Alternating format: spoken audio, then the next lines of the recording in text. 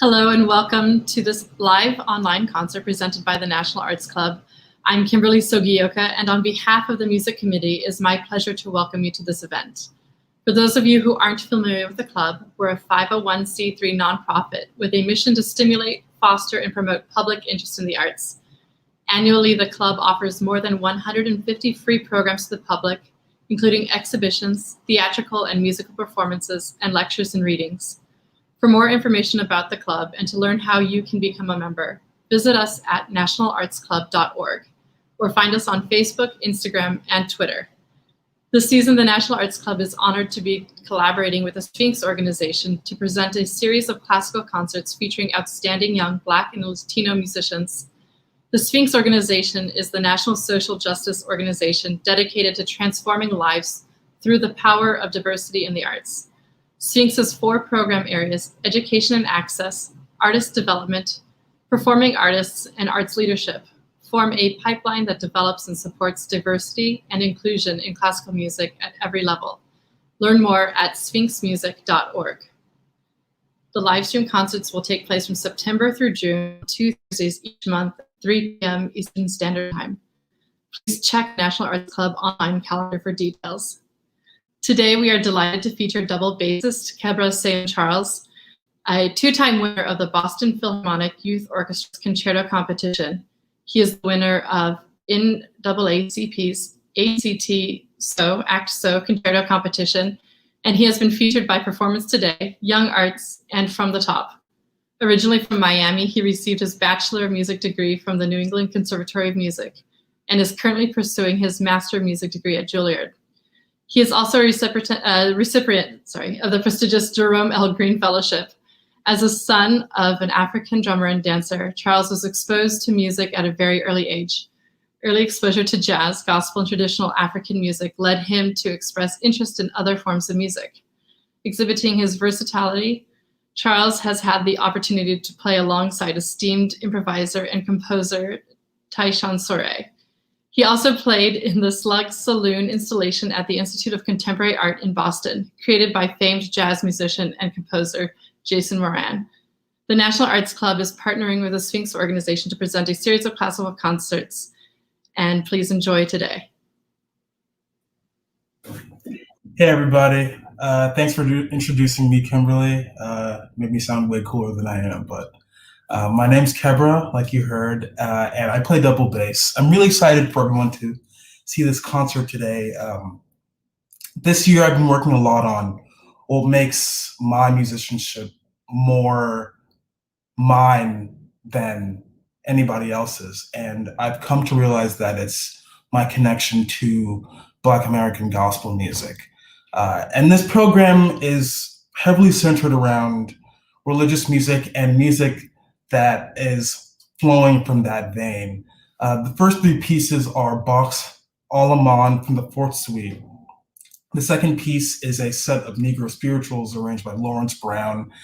And the final piece in the first set of 3 pieces is a nocturne by Lily Boulanger, which features a soaring melody and just makes you want to cry. I think it's really beautiful. I hope you enjoy it, and I'll see you after the 3 pieces.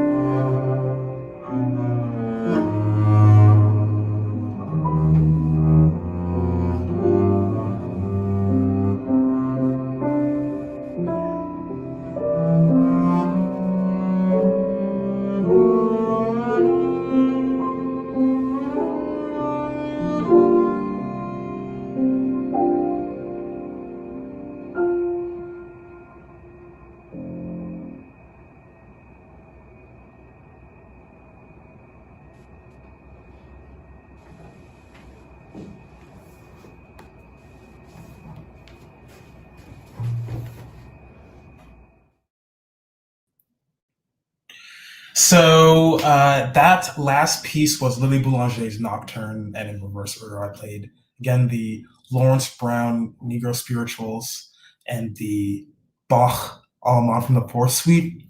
If I was to divide these three portions of the concert into three parts, or my musicianship, I would say the first part features melodies that are incredibly expansive and conducive to uh, a lot of emotion, or they're a vehicle for me to express myself through.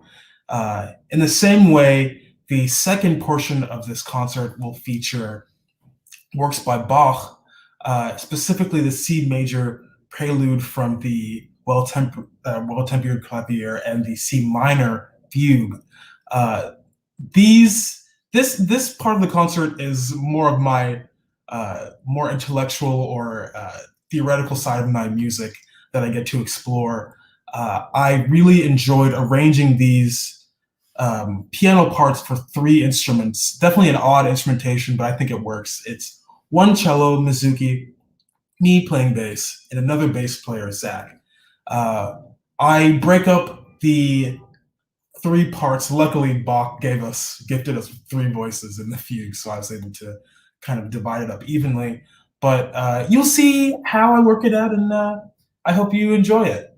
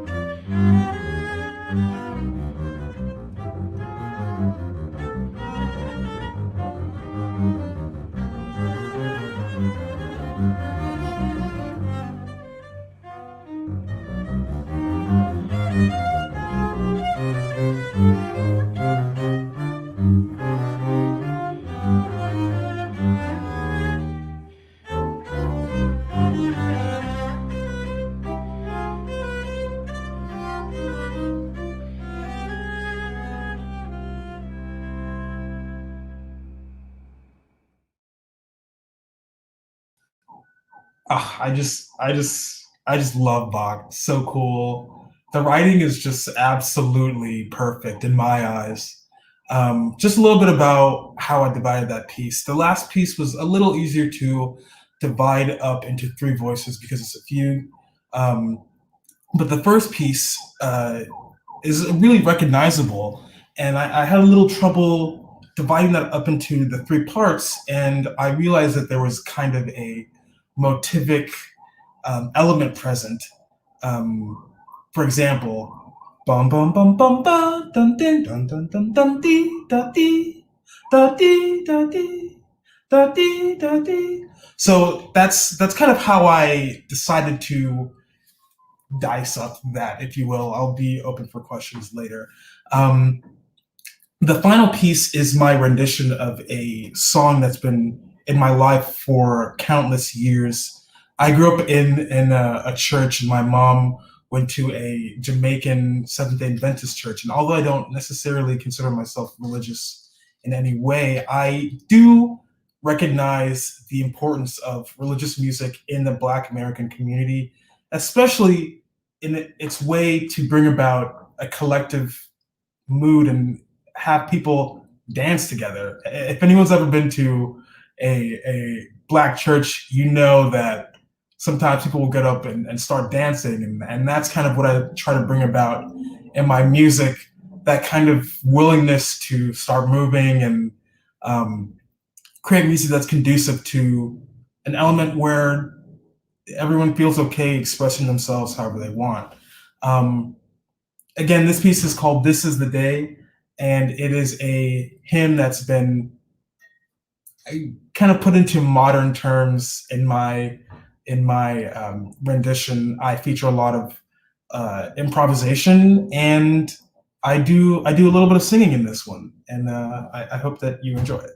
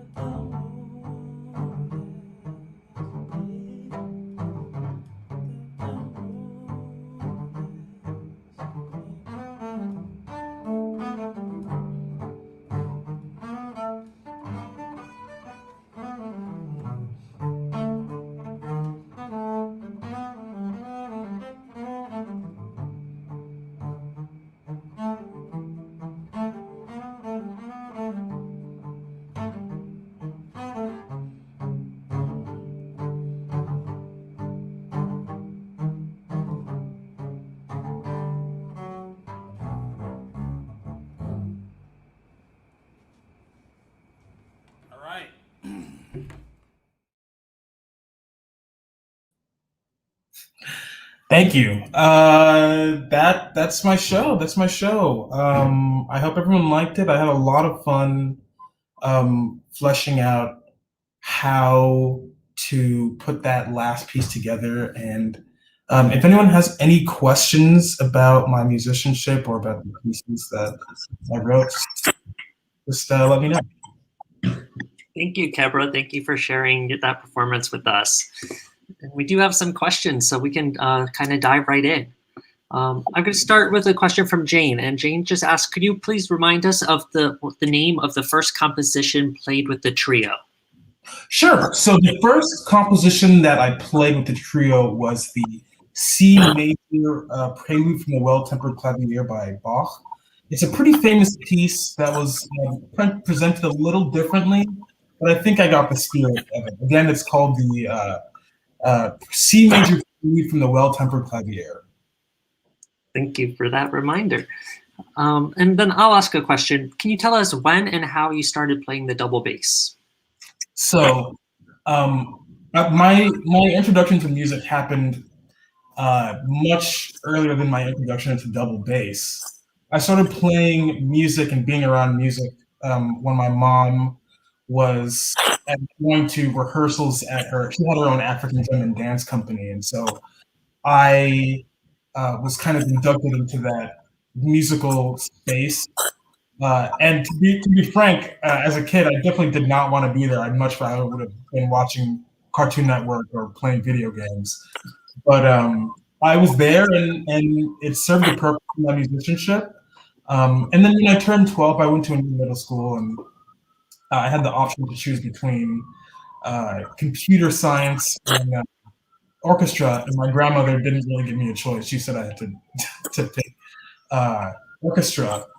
And then once I got to orchestra, I immediately fell in love with the bass. Even though I was chosen for the bass, and even though I didn't have a bass yet, I would walk around PE with little rubber bands around my fingers and kind of manipulate them to get the different sounds. Even though I had really no idea what I was doing, but yeah. So I started playing bass when I was 12, and I started being around music from the moment I was born. Well, we're all thrilled that you've discovered the double bass and stuck with it. And speaking of the instrument, someone in the audience made a comment that they're not familiar with it as a solo instrument. Is that rare, or are there a lot of solo performers? So that's kind of an interesting question. There are a large amount of solo performers now. There's Xavier Foley. There's Edgar Meyer. I guess I named two people, and me, hopefully in the future. But I think the large problem at hand is that people didn't really write for the double bass until recently. Some of my favorite composers, Bach and Prokofiev, didn't really write for me, so we're kind of relegated to learning cello music and violin music and the like. But I wouldn't say it's necessarily rare. I think that we just need to carve out a space for it, like most things. It certainly seems like you're doing that. Can you tell us a little bit about your instrument? So I have an instrument made by Seth Kimmel in about 2014. It's pretty new as far as instruments go. My setup and my relation to the instrument is or rather, I chose this instrument because it seemed really conducive to my personality. It's got a whole bunch of like cool ornate things, and I have a lot of earrings and piercings. And the second thing, it provides a really soft and singing sound, which I think is a really great vehicle for what I try to do. And besides the fact that it's good for solo music, it's also really good for orchestral work, which I play a lot, and it's good for jazz. So it's just kind of an all-around and versatile instrument, like me. It's great to have. This question is from Rob. I'm going to share it here on the screen. It's, can you describe how your work with Tyshawn Suri fits in with your classical studies? So that's a great question. Thanks, Rob. When I So in my time at New England Conservatory, I was really lucky that I got to study, everything available. That's the really awesome thing about NBC is that they don't really segregate you based on your division of music. Um, my classical studies influenced me in that, and this is a personal choice and view, but the way that I view my classical studies is that I see them as a technical enhancer and a kind of a musical. It's kind of like raising my base level, no pun intended, um, to really understand and execute the ideas that I have in my head. So if I want to play a really complex passage in like, or for example, in the This Is the Day piece that I did, it featured quite a bit of double stops or chords on the bass, and I wouldn't have been able to do that if I didn't have a really working and technical understanding of the bass and where to put my fingers to achieve certain notes. So when it came to working with Tyshawn Sorey, he gave me, first of all, he writes um, very hard music, and so Confident was the first thing that I had to engage my classical studies with when I was working with him. Also, just being able to be versatile and quickly adapt to any situation. I hope that answers your question. Thank you for that.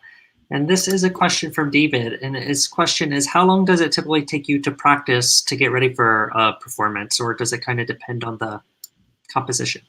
You know what, it does depend on the composition. For example, I'm playing a concerto with a couple groups, the Bottesini double bass concerto, and I've been playing it for about 4 or 5 years now. But I would say that in my experience, the musician's work is never really done. I never feel that I have accurately prepared something, or it's never up to the level that I really want it to be. And if I had more time, then I definitely would take it and prepare more. But to give you a concrete answer, for pieces like concertos, I would typically take about 4 or 5 months to really solidify everything. And then when it comes to jazz and improvising, that's something that I've cultivated over my entire musical life. So if someone played me, for example, a progression like a C major scale or a blues progression, I immediately improvise over that, drawing upon my past experiences with music. Well, thank you for putting in the time. This is a question from Brenda, and it's, will you ever have a recording, or have you done recording? And what about singing with your playing? Is there more of that in the future? I haven't put out a recording, and maybe this is a little bit of my perfectionism, but I feel I just feel that I'm not ready yet. But you know what? I think it might be time to release a little something. And of course, I see myself singing, playing my instrument for the rest of my career, and especially kind of creating that groove or environment that, in other words, forces people to move or dance. So I will be creating an album soon. I'm writing music currently. That's what I'm taking the summer to do, and hopefully I'll see you again. And yeah. Okay, something to look forward to.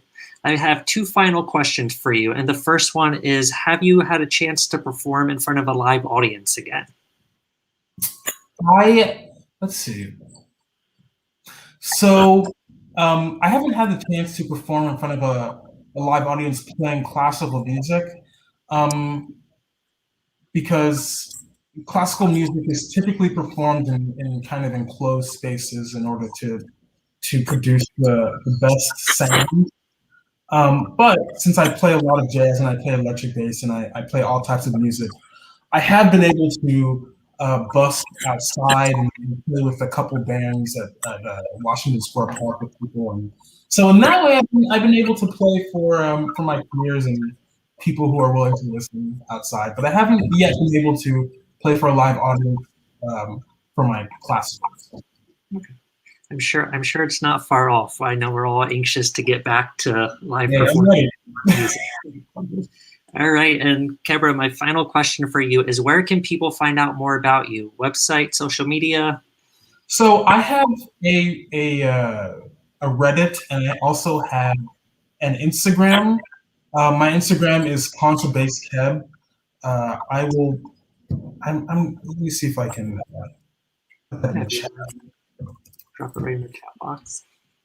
Yes, at ContraBassKeb on Instagram, and it's the same on Reddit. I do live streams there, and I will be producing my own senior recital next year at Juilliard, which will feature more of this piece after This Is the Day. And I'll also be doing a performance of this piece written by John Hedges, which is a depiction of a Black church service featuring a prominent section for Black music. Yeah, a lot of great stuff coming up for you, Kebra. And we hope that you'll come and visit us at the National Arts Club now that you're at Juilliard. Stop by and see us sometime. Other than that, I want to thank you again for the performance. Thank you to your supporting musicians as well. And I want to encourage everyone to check out nationalartsclub.org and have a great rest of your afternoon. Thank you for listening, everybody. Bye, Kebra.